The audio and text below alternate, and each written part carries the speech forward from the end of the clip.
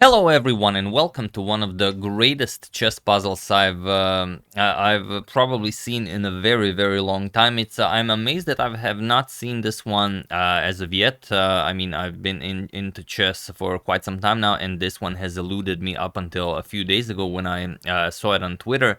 It's really an amazing chess problem. You guys will enjoy solving it. It's a forced checkmate in 9 moves, and I don't want to spoil anything because this is something that you wanna print out and have it on you wherever you go, so you can show it to everyone, to your friends at the bar, in the library, and it's just incredible. If the aliens ever visit us, this is the thing that we should show them. Like, this is what we were doing all this time, and they will be very impressed, that we weren't just wasting our time, but because it's so incredible.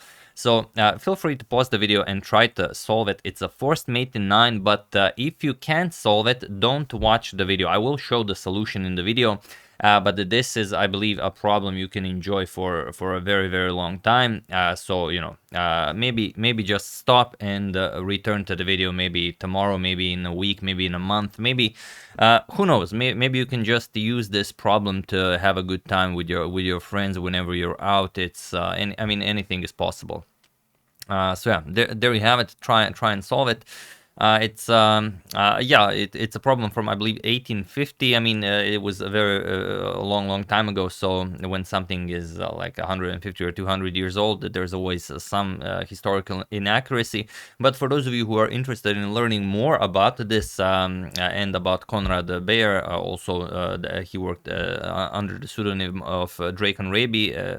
Sometimes I will put a link in the description below. The first thing you will see, an article by Edward Winter, where there is quite a lot of information. But getting back to the problem, I hope you are ready for it, because here it comes. So one thing that you probably thought about when going about this problem was bishop captures on g6. And while this is a key move to solve this problem, it's not the one that we're starting with, because after bishop captures, king captures and knight e7 check, of course you are winning, but you don't have a forced checkmate in 9 from the starting position. Here black can just capture the queen, as you are also in check, and when the white queen captures, you're going to play bishop captures on a4. And now, okay, white will still win, but it's nothing that we would be making a video about.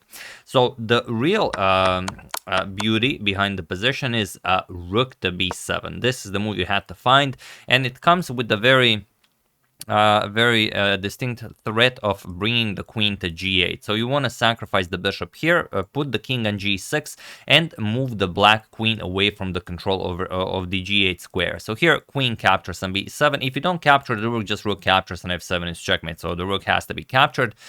Queen captures on b7, and only now bishop captures on g6. King captures, this is the only move.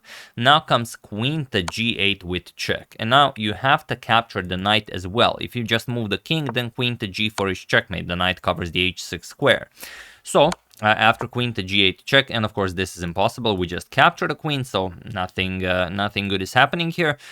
King captures on f5, and now comes queen to g4 with check. We have king to e5, and now you think, all right, we finally solved it. The d4 ends the game, and while that is true, it ends the game in 10 moves from the starting position, so that's not a checkmate in 9. But it's also a nice one, so we will show it. Knight captures on d4, queen captures with check, king f5, we repeat queen g4 check, king to e5, now queen to h5 with check, f5, and now finally we open up this diagonal, queen to h8 check, queen to g7 only move, and queen captures will be checkmate. The king covers the d6 square, the rook covers all of these squares, and that's it.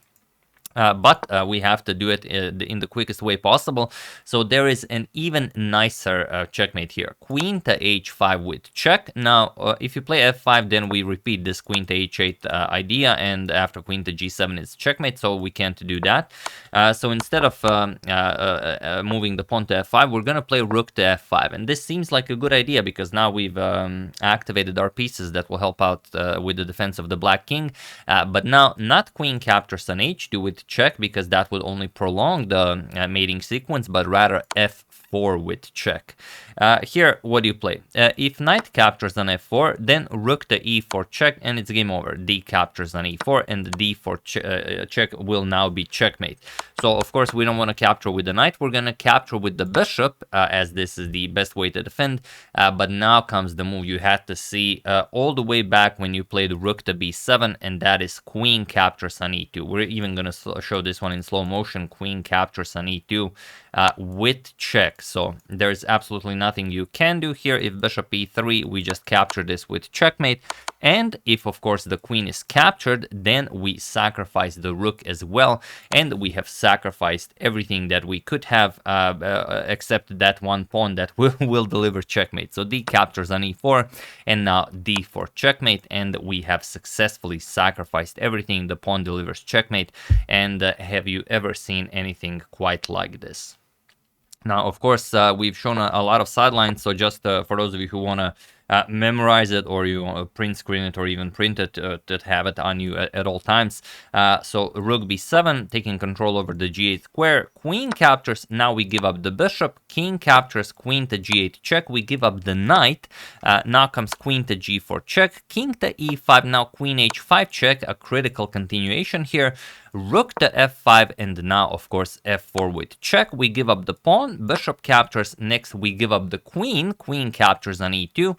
Bishop captures, and finally, we give up the rook. So we give up everything to deliver this spectacular checkmate. I mean, I am at a loss for words, so I'm just gonna end the video here, and let you guys soak it up, because this is I mean, wow. So yeah, that's the problem. Really hope you guys enjoyed it. I was so amazed when I saw it, because okay, of course I did not see all the chess problems that exist, but I'm pretty sure I saw all the crazy ones and all the super interesting ones. But this one eluded me for so long, so I'm incredibly happy that I was able to share this one with you. So yeah, once again, that's the problem. Hope you guys enjoyed it. If you want to learn more about Conrad Bayer and about the problem itself, first link in the description below takes you to the Edward de Winter article about it. I would like to thank Claudio Brovelli and Alessandro Bossi, Yoga Spatki donating because it is the strongest move, Per Solbakken, Tarek Aldalal, and Rip Market for your contribution to my channel. Thank you a lot, I really appreciate it. As usual, you can check 2 of my previous videos here. Thank you for watching, and I will see you soon, continuing to check up on your wonderful suggestions and whatever else happens in the chess world. So thank you all, I will see you soon, and truly congratulations to everyone who solved this over the course of the video. See you soon.